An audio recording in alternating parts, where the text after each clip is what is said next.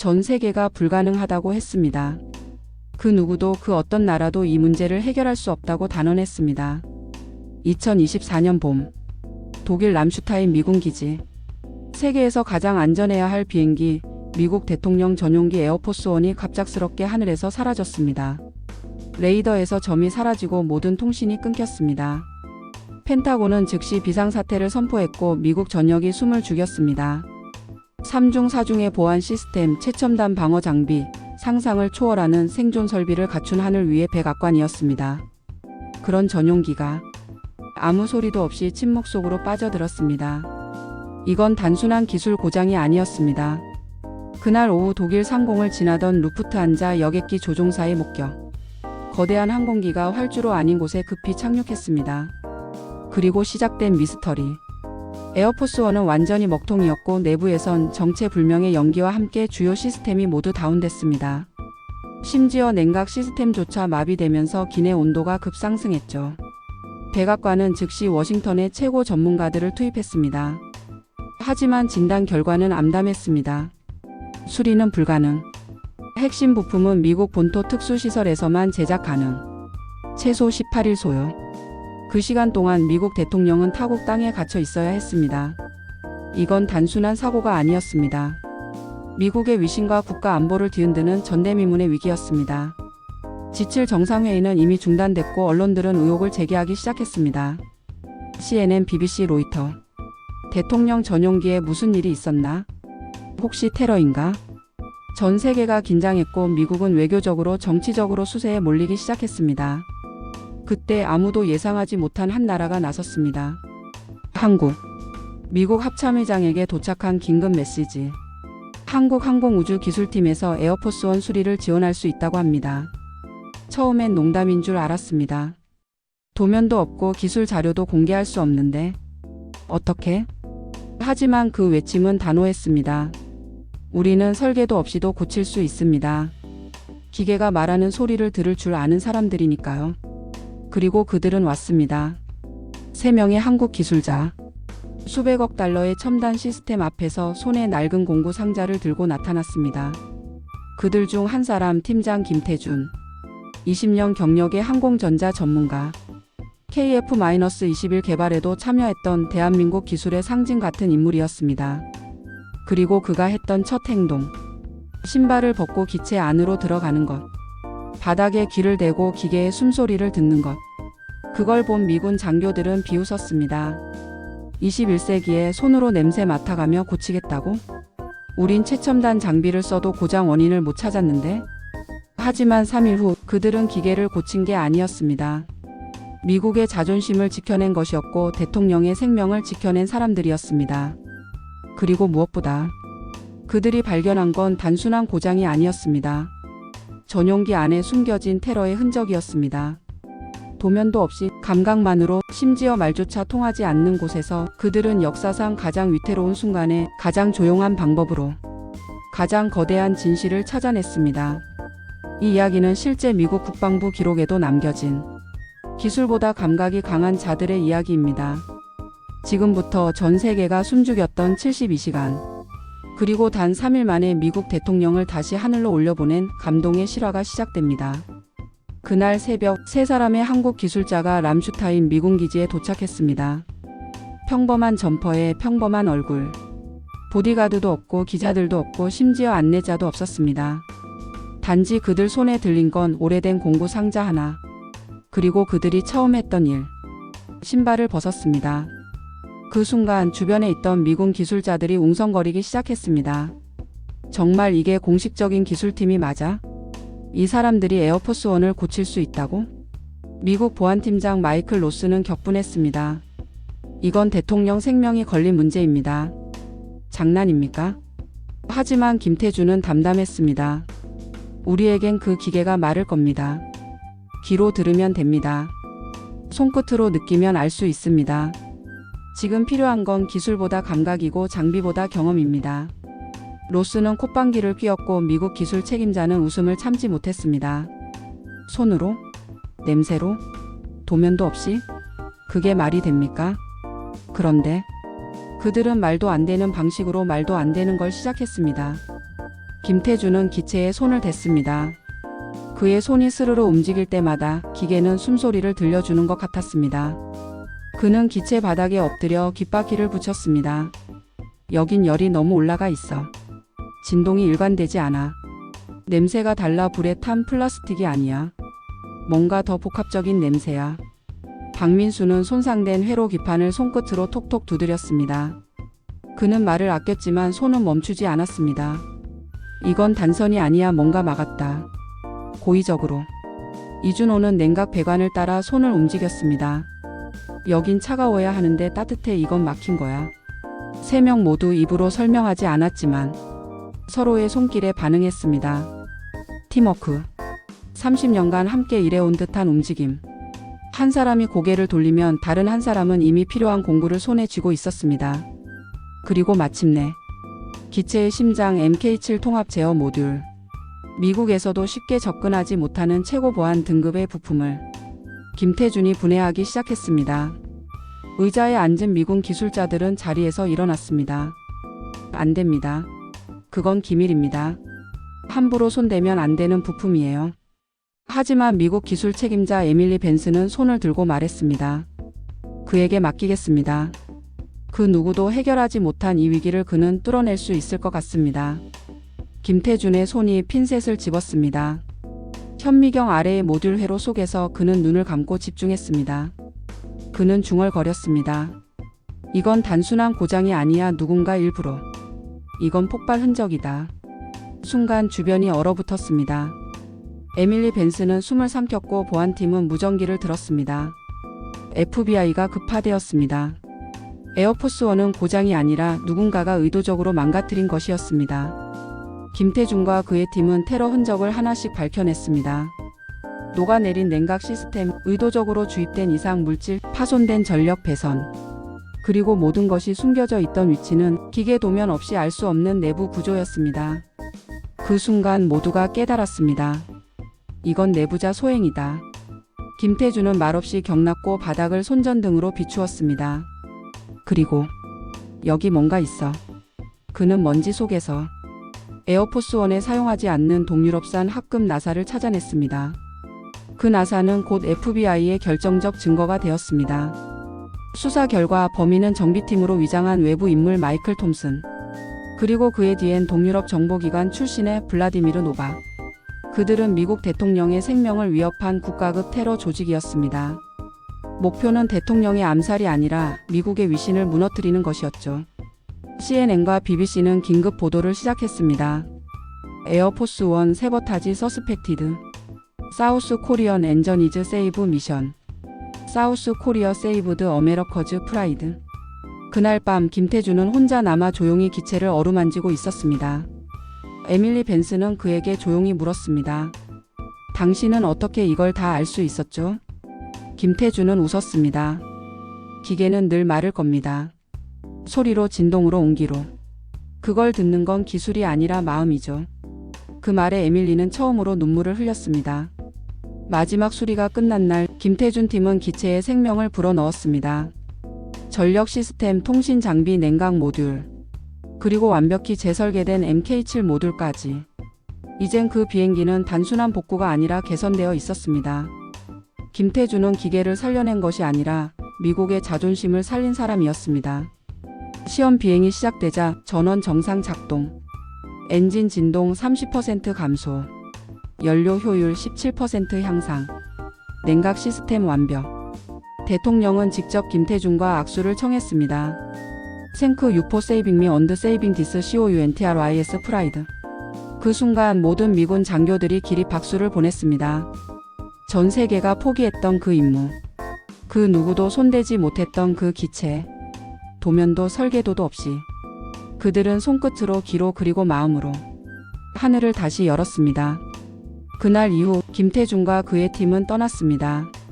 조용히, 아무 영광도 없이. 하지만 그들이 남긴 건 단 하나의 진실이었습니다. 기계는 귀로 고치는 것이다. 진심이 닿으면 기계도 답을 한다. 그날 새벽 3시 27분. 람슈타인 공군기지의 하늘엔 아직 별이 가득했고 기체 아래에 깔린 어둠 속엔 미세한 진실이 조용히 웅크리고 있었습니다. 그리고 김태준은 기체의 바닥에 엎드려 있었습니다. 그의 손끝이 닿은 곳은 기밀구역 경계선. 에어포스원의 핵심 전력 모듈 하단. 그는 손전등을 끄고 귀를 바닥에 댔습니다. 윙윙.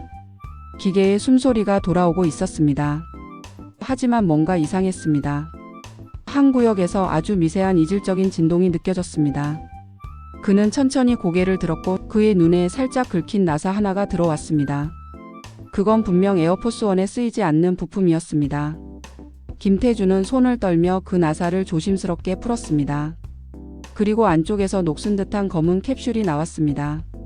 에밀리 벤슨이 무전으로 외쳤습니다. FBI, 여기입니다. 무언가 발견됐습니다. 그들은 그것을 파괴 실패한 2차 폭파 장치로 판명했습니다. 만약 수리가 완전히 끝난 뒤 비행 중 작동했다면 그 순간 대통령은 다시는 집으로 돌아오지 못했을지도 몰랐습니다. 김태준은 조용히 중얼거렸습니다. 이건 계획이 아니야. 이건 감시가 아닌 접근이야. 누군가 기체의 내부 구조를 너무 잘 알고 있어. 그 말에 모두가 멈췄습니다. 그건 단순한 내부자 배신이 아니라 누군가 에어포스원의 일정을 미리 파악하고 있었다는 뜻이었습니다. 정비 구역이 언제 비고 어떤 시스템이 점검 대상인지 그건 일반 기술자가 알 수 없는 정보였습니다. 그걸 총괄하는 사람은 단 한 명. 잭 라이언 대령. 그는 김태준의 직속 상관이자 펜타곤 항공 시스템의 실무 책임자. 15년간 함께 일했던 동료. 그리고 이 작전 전체의 허가권을 가진 핵심 인물이었습니다. 처음엔 믿을 수 없었습니다. 하지만 정비 일지를 확인하던 김태준의 손이 멈췄습니다. 그가 발견한 건 정비 로그 파일의 조작 흔적. 누군가 수동으로 점검 항목을 위조한 흔적이 있었습니다. 시간표, 경로, 점검 위치. 모두 테러범이 움직이기 쉬운 방향으로 정렬되어 있었던 겁니다. 그건 우연이 아니라 의도. 김태준과 에밀리는 조심스럽게 헌트 요원을 찾았습니다. 그녀는 처음엔 믿지 않았습니다. 잭 라이언은 30년 공군 경력의 명예로운 인물입니다. 하지만 김태준은 말했습니다. 명예는 습관이 아닙니다. 명예는 선택입니다. 그가 마지막 6개월 동안 어떤 선택을 했는지 증거가 말해줄 겁니다. 그리고 그들은 라이언 대령의 사무실 컴퓨터에서 에어포스원 설계도면 열람 기록을 발견합니다. 그것도 테러 장치가 설치된 정확한 위치만 반복적으로 본 기록. 그건 우연이 아니었습니다. 명확한 공모의 증거였습니다. 김태준은 에밀리와 함께 라이언 대령의 방을 찾았습니다. 그는 평소처럼 커피를 마시며 일과를 보내고 있었습니다. 김태준 씨, 오늘도 새벽부터 수고가 많군요. 그의 얼굴엔 아무런 변화가 없었습니다. 하지만 김태준은 고개를 들지 않고 조용히 말했습니다. 대령님, 이 일 그냥 넘어가지 않을 겁니다. 라이언의 손이 멈췄습니다. 무슨 말이요? 김태준은 말없이 USB 하나를 책상에 올려놓았습니다. 대령님 컴퓨터에서 복사한 로그입니다. 대통령의 생명보다 도박 빚이 더 무거웠던 겁니까?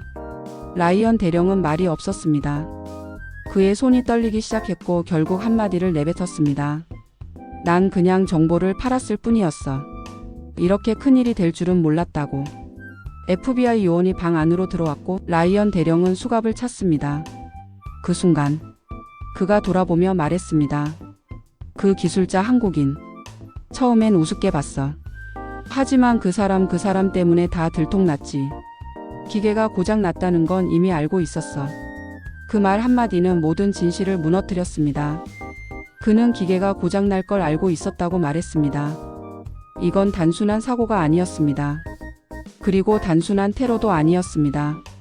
그날 오후 에어포스원은 마침내 이륙 준비에 들어갔습니다. 김태준은 마지막 체크리스트를 꼼꼼히 훑어보았습니다. 그의 손에는 대통령과의 악수 후 받은 기념 메달이 쥐어져 있었습니다. 하지만 그는 그것조차 잊고 기체 밑을 다시 들여다보고 있었습니다. 대통령의 생명이 걸린 일엔 확인 2번도 부족합니다. 모든 시스템이 정상. 통신, 냉각, 전력, 항법. 이제 하늘로 날아오를 준비가 끝났습니다. 이륙 시각 오전 10시. 관제탑에 커뮤니케이션이 울렸습니다.